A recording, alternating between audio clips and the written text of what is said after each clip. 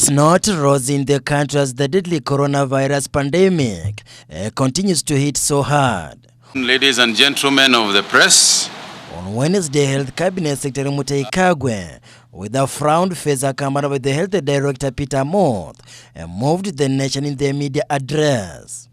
There are a lot of skeptics who even today doubt whether it is here. I would like to state very, very clearly that the disease is spreading widely in our society. In a gut-wrenching statement, Mutahi Kagwe confirmed a massive number of the coronavirus patients, which now stands at 81 since the virus hit Kenya 3 weeks ago. Over the last 24 hours, we have tested over 300 Kenyans. Out of those, 22 have been tested as positive. 21 out of the 22 cases are people who are currently in quarantine. Among the 18 patients, Mombasa County tops the list with 18 cases, Kiambu County with 2, Kakamega, Kilifi, Machakos, Murang'a, and Nairobi and Nyamira counties both recorded 1 case each.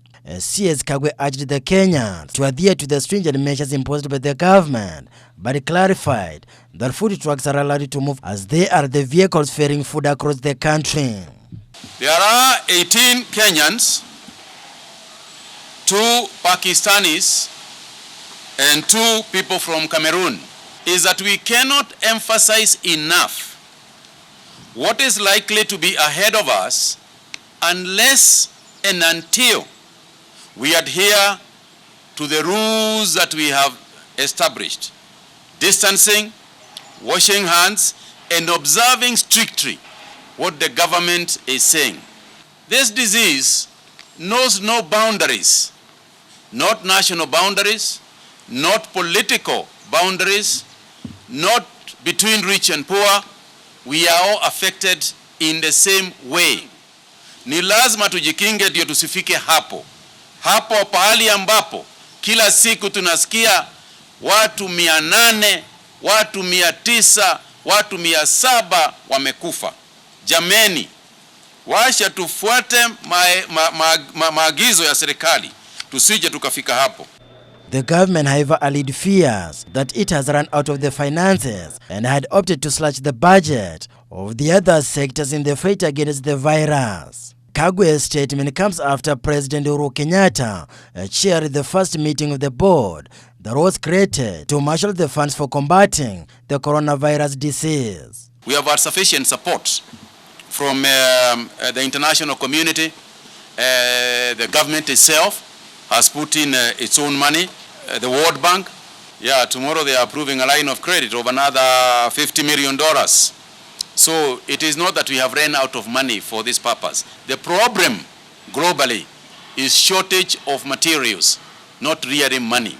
Earlier on, it was alleged that a budget of about 11 billion Kenyan shillings meant for the Building Bridges initiative BBA rallies has been slashed and diverted to the health kitty to combat the virus, which turned out to be a false day prank. The government has also pleaded with the Kenya Power and the water companies against disconnecting the electricity and water respectively over the unpaid bills. When it comes to a crisis, there is no budget that cannot be reallocated. I'm just saying it has not happened, as far as I know. So far, the world has recorded about 889,000 coronavirus cases, with more than 44,000 deaths reported. The number of the coronavirus patients in the country continues to skyrocket each and every day, even as the government continues to source each and every avenue to combat the deadly virus. Until now, there is no proven medication over the virus, which has overkilled more than 30,000 people across the globe. Reporting for Ebru TV, I'm Jeff Khaimba.